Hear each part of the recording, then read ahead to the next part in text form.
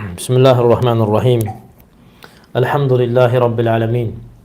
Salatu vesselamu ala eşrefil enbiyai vel mursalin. Abdihi ve rasulihi Muhammedin ve ala alihi ve sahbihi ecma'in amma ba'd. En birinci Allah Teala'nın salamıyla salamlayıram.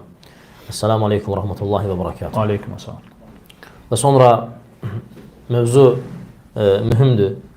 La ilahe illallah ve onun gerektirdiği şeyler ve onun mənası ve onun şərtləri ona göre mühümdür ki insan İslam'a bu kəlmə ilə daxil olur. Bəli.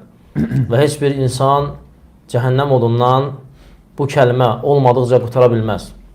Ona görə alimlər buyurur ki, insanın kəlmə-i şəhadəti, La ilahe illallahı deməsi və Muhammedən Rasulullahı deməsi insanı əbədi oddan qutarır və insanı əbədi bədbəxtçilikdən həqiqi xoşbəxtçiliyə aparır. Və insan La ilahe illallah kəlməsi ilə və bu kəlmənin gərəktirdiyi şeylərə əməl etməklə Allah Teala'nın günahkarlar üçün və kafirlər üçün hazırladığı oddan qurtulur. Ona görə hər bir müsəlman ona vacibdir ki, bu ayəni, daha doğrusu bu kəlməni öyrənsin və onun mənasını başa düşsün və həmçinin onun tələb etdiyi şeylərə diqqət eləsin.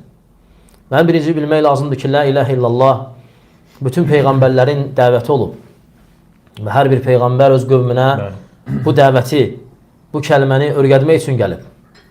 Allah Teala bütün peyğəmbərləri öz qövmünü, yaxud da öz qövmlərini düzəltmək üçün göndərib.